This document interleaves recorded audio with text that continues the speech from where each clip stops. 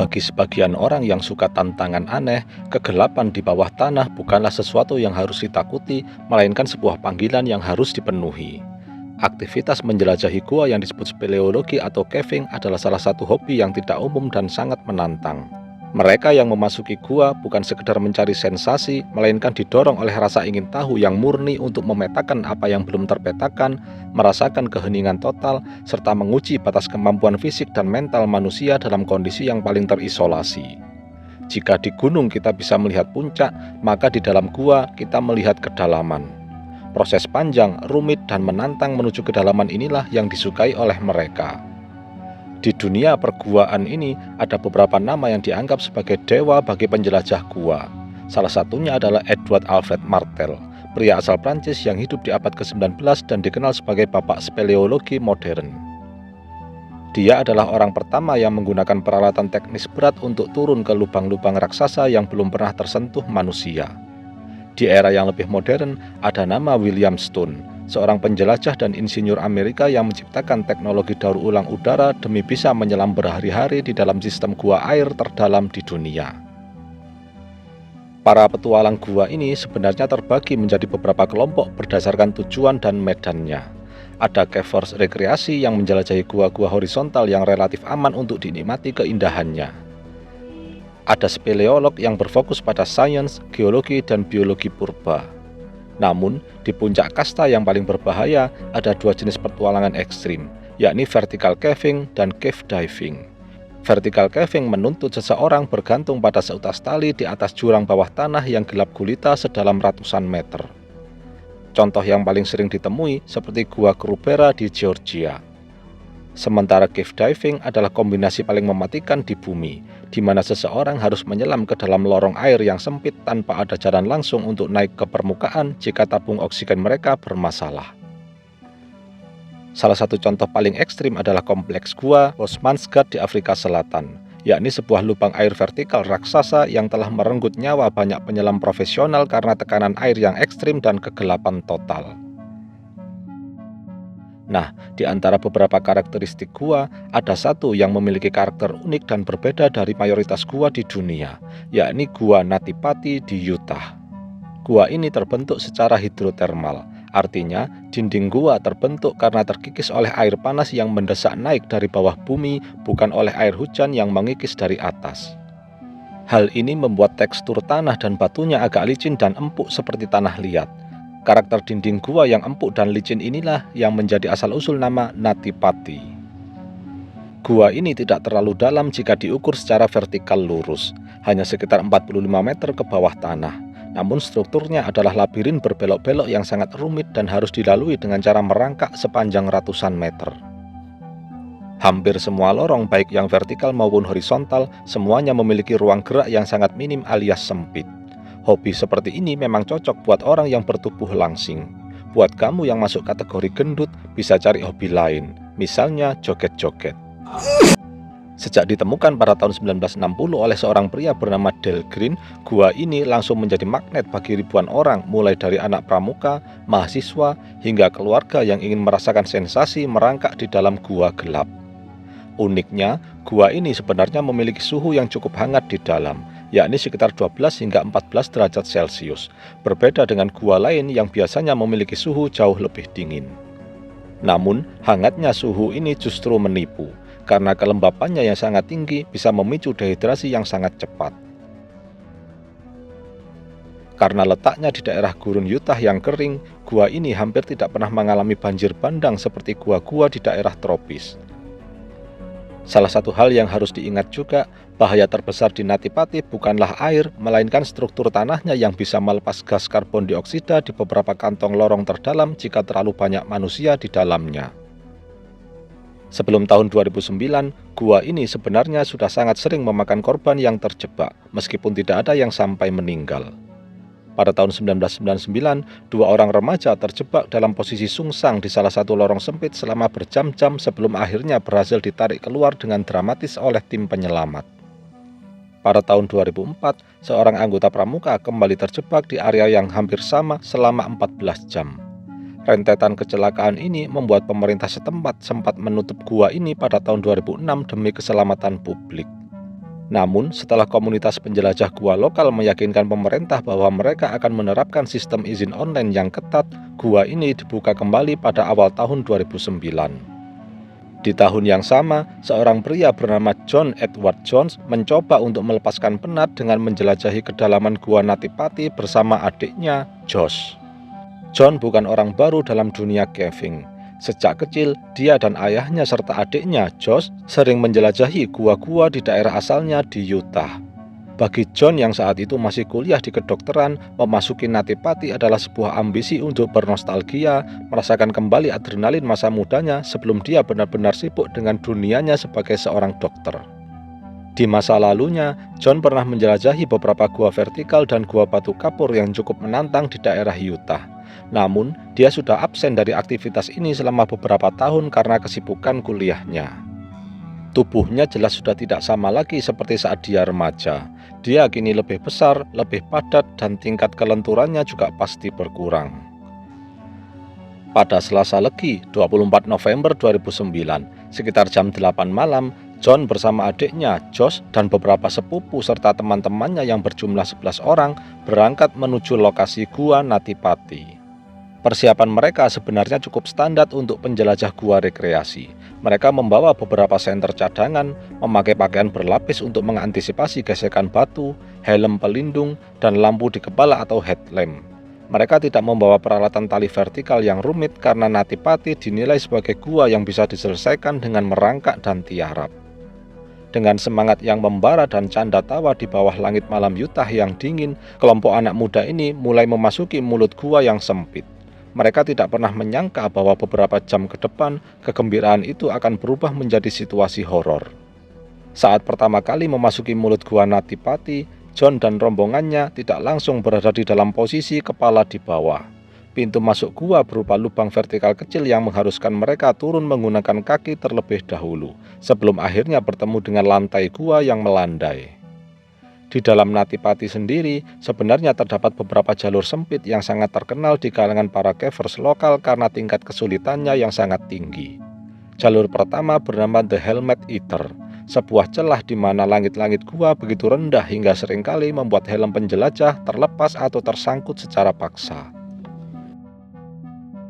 Jalur kedua adalah The Scott Eater, tempat di mana remaja pramuka pernah terjebak pada tahun 2004.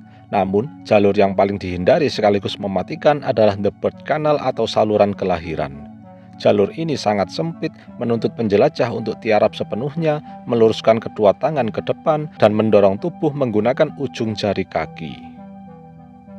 Kisah kelam yang dialami John dimulai sekitar jam 9.45 malam atau sekitar 90 menit setelah mereka pertama kali masuk ke dalam gua. John yang bertubuh besar salah mengidentifikasi jalur. Dia salah belok dan mengira sedang memasuki The Birth Canal. Padahal dia justru masuk ke dalam lubang baru yang belum dipetakan.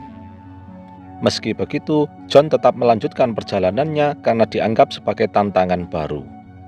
Di lorong buntu yang menurun tajam dengan sudut hampir 70 derajat ini, John merangkak maju dengan kepala terlebih dahulu.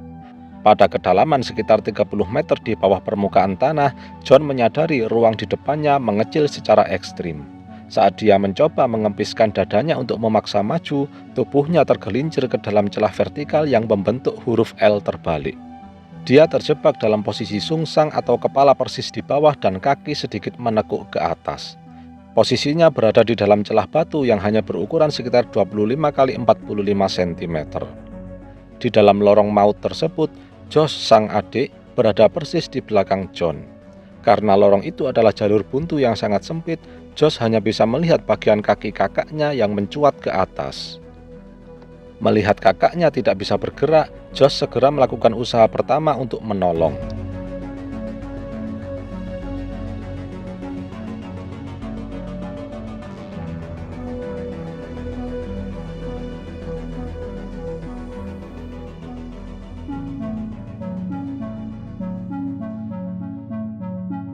Dengan sekuat tenaga dalam posisi yang sangat tidak nyaman, Josh mencoba menarik John ke atas. Usaha ini sempat membuahkan sedikit hasil dengan terangkatnya tubuh John beberapa sentimeter. Namun, karena posisi tubuh John yang sungsang dan gravitasi yang menariknya ke bawah, pegangan Josh langsung terlepas. tubuh John justru merosok kembali ke dalam celah batuan tersebut. Bahkan, John masuk sedikit lebih dalam dari posisi semula. Posisi tangan John kini terjepit di bawah dadanya sendiri. John sempat berusaha menggerakkan tubuhnya untuk melepas tangannya yang terjepit, namun upaya ini tidak berhasil. Menyadari situasi sudah berada di luar kendalinya dan nafas John mulai berat menahan beban tubuhnya sendiri, Josh memutuskan untuk keluar mencari bantuan. Butuh waktu sekitar 45 menit bagi Josh untuk merangkak mundur, memetakan labirin gua yang gelap, hingga akhirnya berhasil mencapai permukaan tanah. Begitu keluar dari mulut gua, Josh langsung menghubungi nomor darurat 911 melalui ponselnya pada jam 12:30 malam. Sembari menunggu, Josh juga menyuruh teman-temannya untuk menjemput Emily, yakni istri John beserta anaknya juga.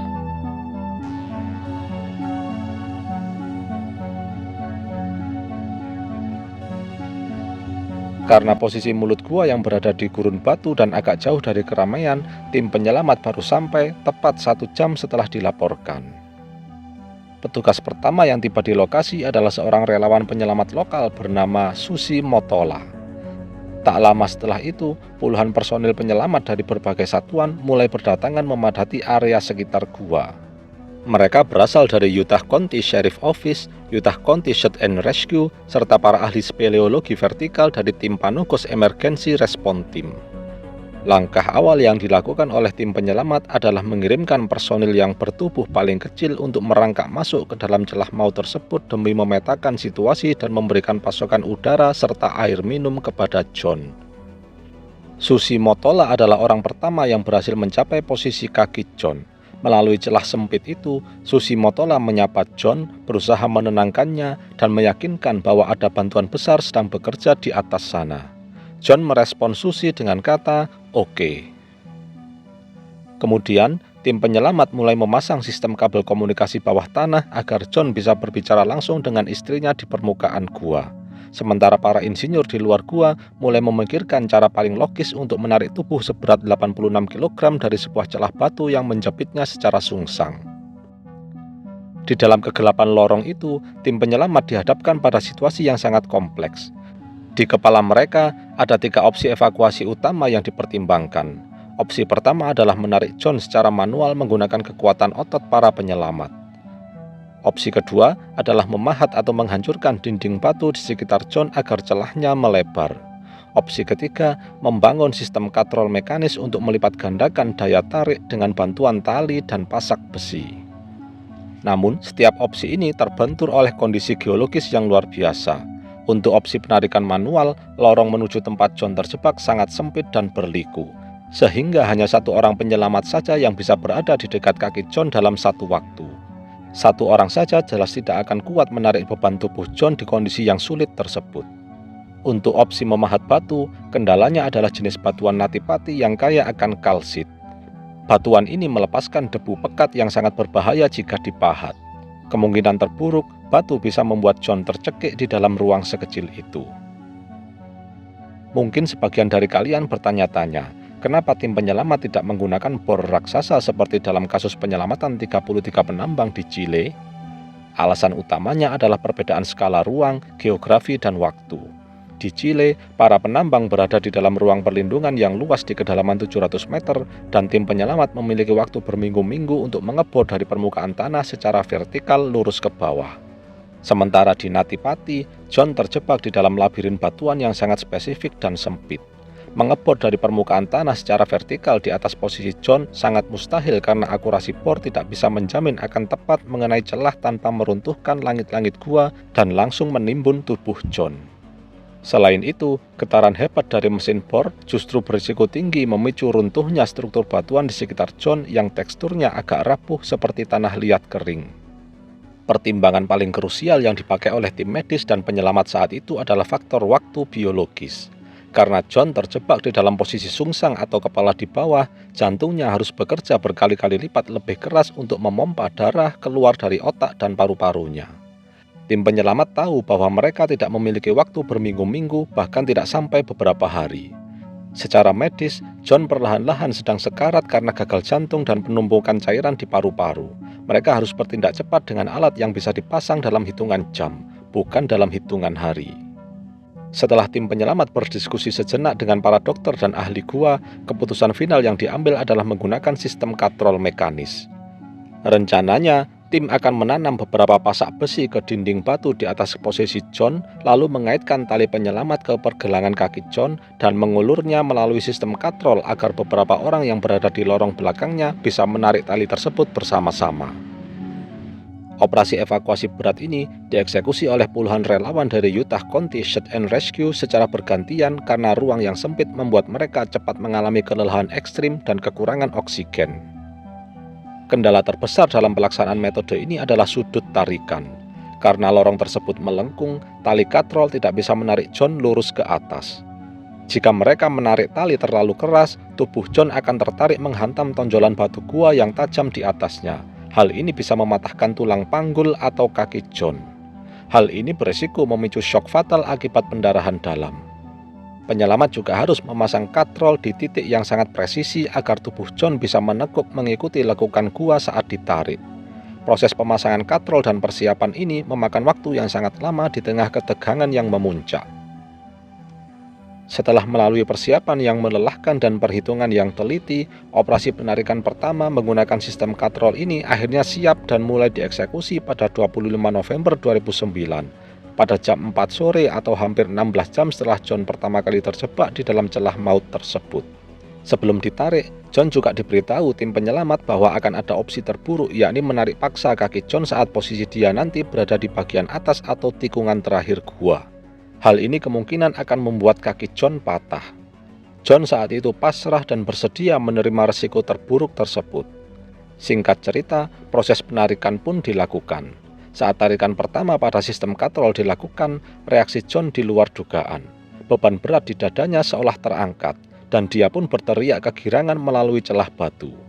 Kegembiraan ini langsung menjalar ke seluruh tim penyelamat yang sudah kelelahan di dalam gua. Pada momen krusial inilah, karena posisi tubuh John sudah agak terangkat dan kepalanya tidak lagi menanggung tekanan darah yang terlalu ekstrim, tim penyelamat di atas mengajaknya ngobrol agar John lebih rileks.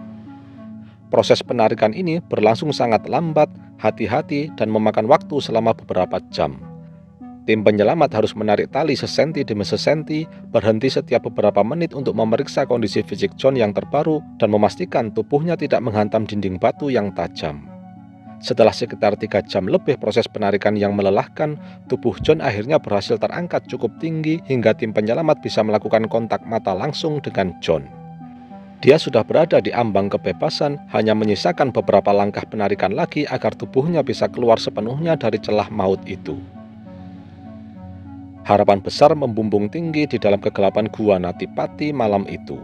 Di bawah siraman cahaya senter kepala, raut wajah lelah para tim penyelamat seketika berubah menjadi senyum lebar penuh optimisme. Meski sebagian besar tubuhnya sudah mati rasa dan nafasnya mulai terengah-engah, John sempat beberapa kali mengucapkan terima kasih kepada tim penyelamat. Semua orang di dalam gua merasa bahwa mukjizat itu nyata dan sebentar lagi John akan pulang ke pelukan istri dan anaknya.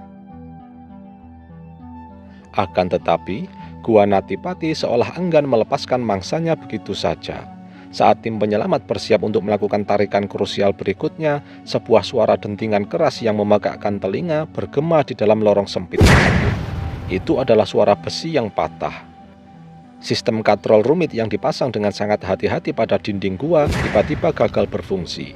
Salah satu jangkar besi yang tertanam di batuan gua yang rapuh terlepas akibat beban berat yang terus-menerus menahannya.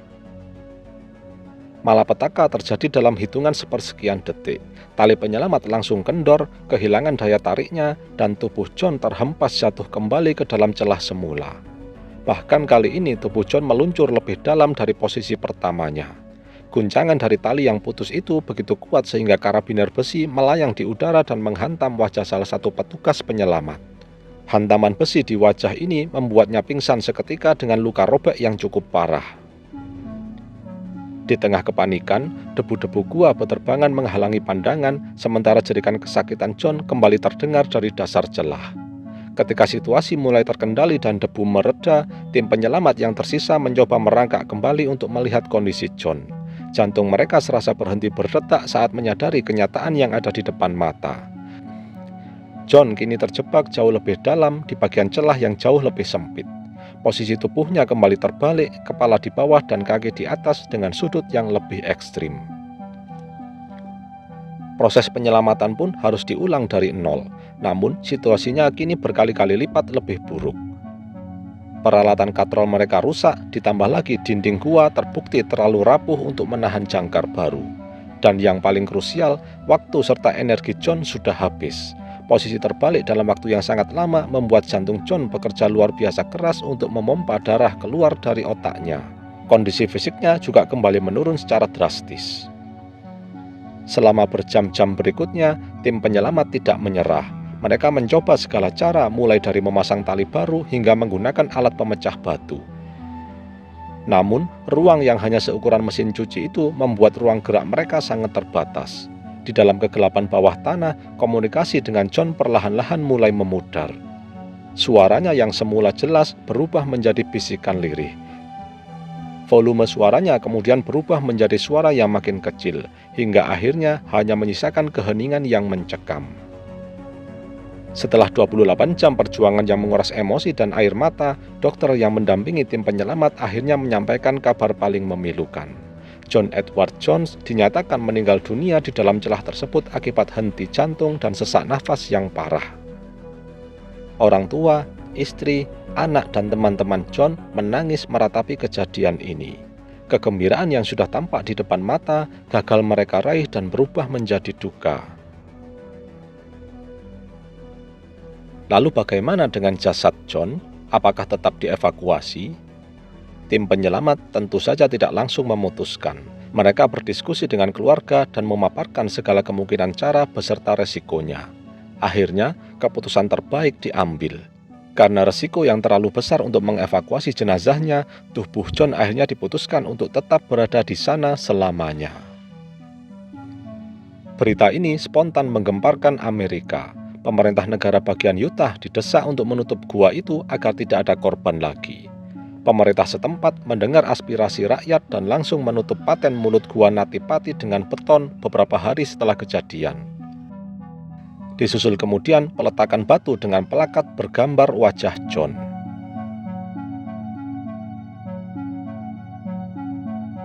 Kisah tragis John mengajarkan kita bahwa rasa penasaran manusia terkadang tidak ada batasnya. Tapi setelah melihat apa yang terjadi di gua Nattipati, mari kita sepakat untuk meninjau kembali daftar hobi kita. Jika kamu merasa bosan di rumah, ingatlah bahwa rebahan di kasur empuk sambil menatap tembok polos atau langit-langit kamar jauh lebih aman dan nyaman daripada terjebak di balik celah batu yang seukuran mesin cuci. Buat kalian yang hobi rebahan, mungkin kebiasaan kalian dianggap tidak bermanfaat. Tapi setidaknya kalian tidak merepotkan tim SAR atau damkar.